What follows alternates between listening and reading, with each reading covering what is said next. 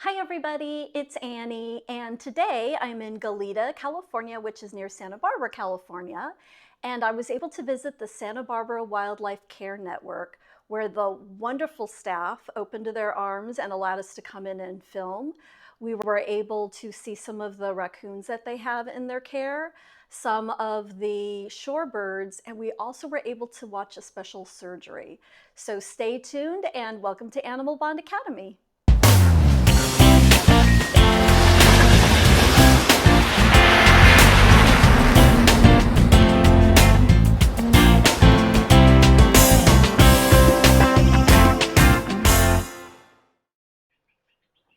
Hi, I'm Sabrina. I'm the Development Associate here at Santa Barbara Wildlife Care Network.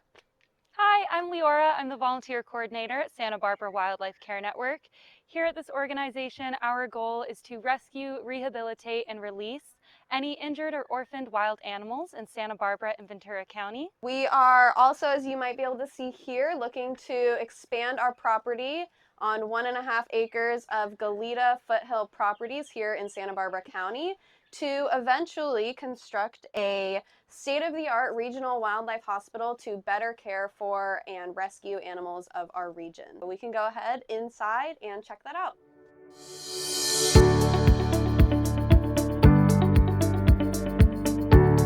Santa Barbara Wildlife Care Network is the only state-permitted general wildlife rehabilitation facility between Morro Bay in San Luis Obispo County and Malibu in Los Angeles County, which is about a 300-mile radius. We care for mammals, we care for seabirds, shorebirds, raptors or birds of prey, and we do care for a small amount of reptiles as well. So we do have a few other organizations in the area that are specialist facilities. We have a marine mammal organization, and there's a raptor organization, and a few other small rehabilitators in the area. But for the most part, we are the largest and most accessible of the area. So we have around 225 active volunteers, and volunteers help us with everything around the center, from caring for animals, preparing diets, doing laundry, doing all of the nitty-gritty of animal care. Okay. This is our intake room. This is where every single animal that comes to the Wildlife Care Network starts out. The first moment that they get brought to us, they get brought here into the Seabird building, and then we'll check them out right in there, make sure that their body looks okay, give them any sort of fluids that they might need, and prescribe them medication and care before moving on to other areas of the center.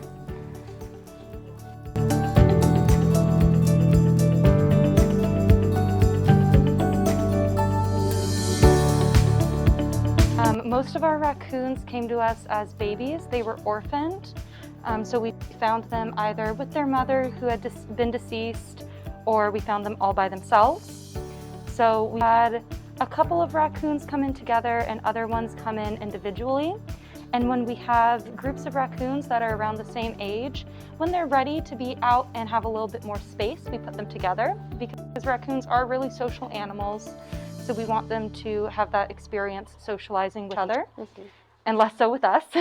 So we put them out here together with others that are around their same size, and then they're able to grow up together, and it's just so cool to get to watch them play and interact, and really see them turn into these wild animals.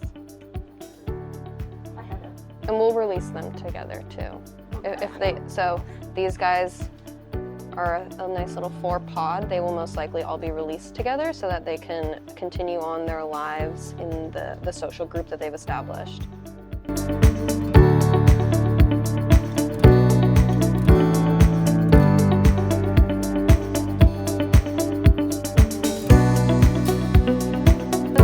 Raccoons are opportunistic eaters.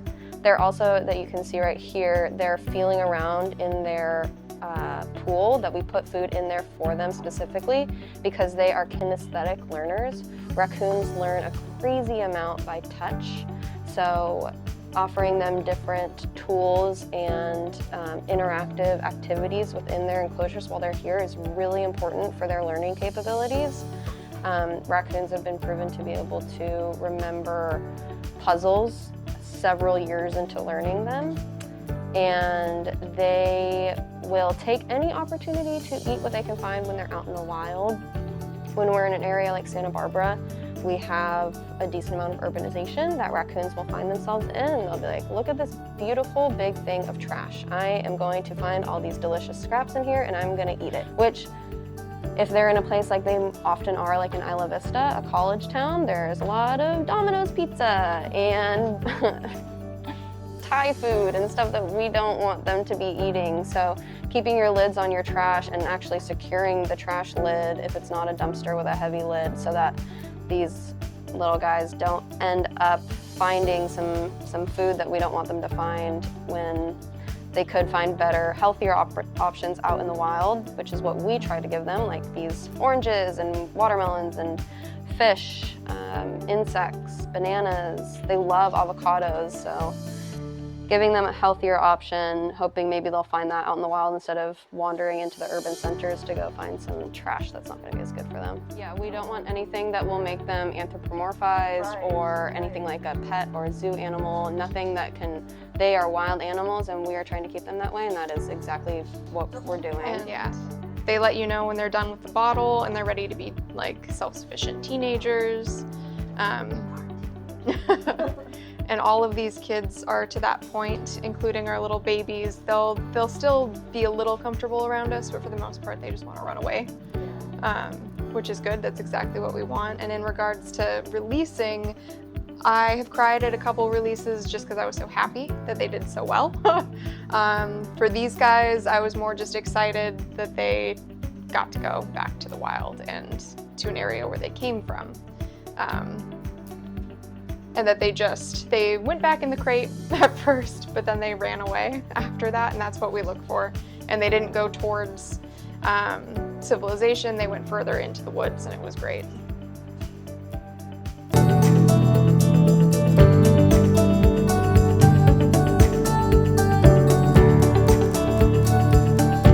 So I started at the Wildlife Care Network as an intern in the Communication and Outreach Department. I was here for about 9 months before the position of volunteer coordinator opened up. And at that point, I was around 3 months from finishing my undergraduate career at UCSB.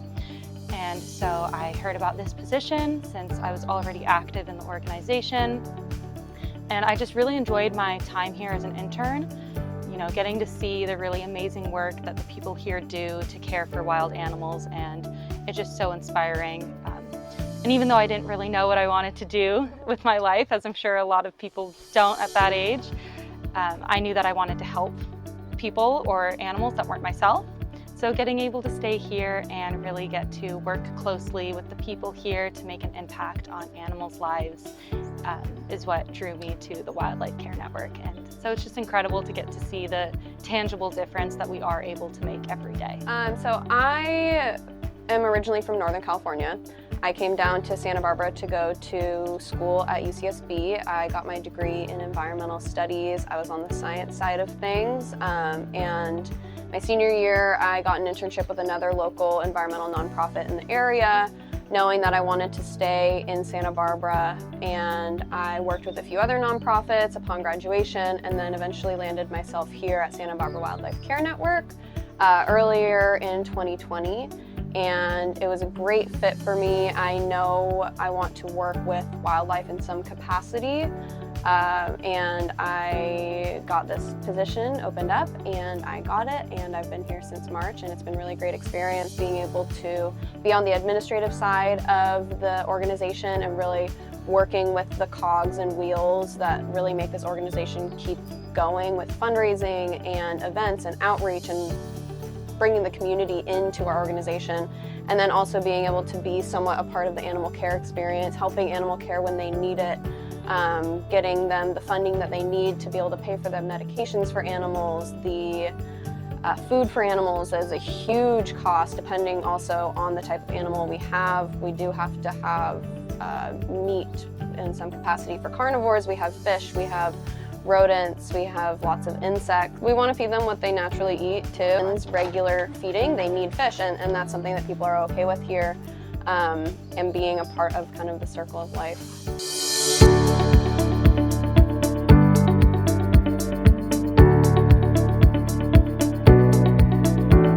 We usually, in peak spring baby season, when we get the most animals throughout the summer and springtime, we have up to like 550 animals a day.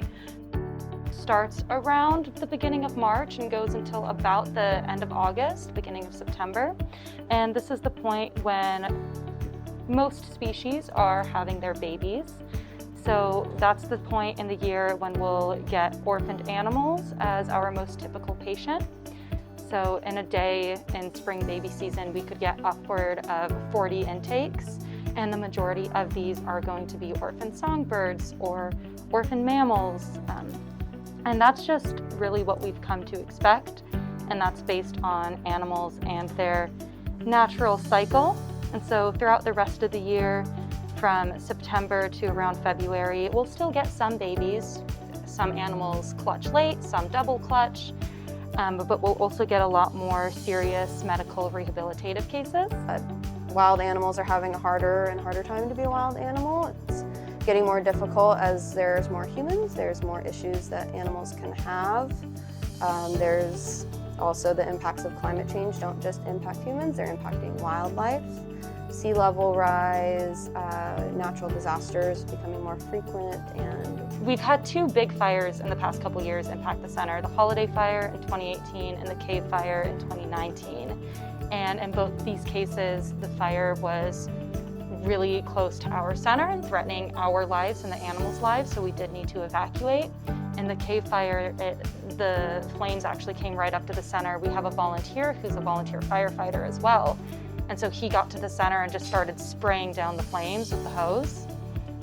And during that time, our staff was rounding up animals, putting them in their cars, getting medicine, getting food, anything we might need amidst, all of this smoke and chaos.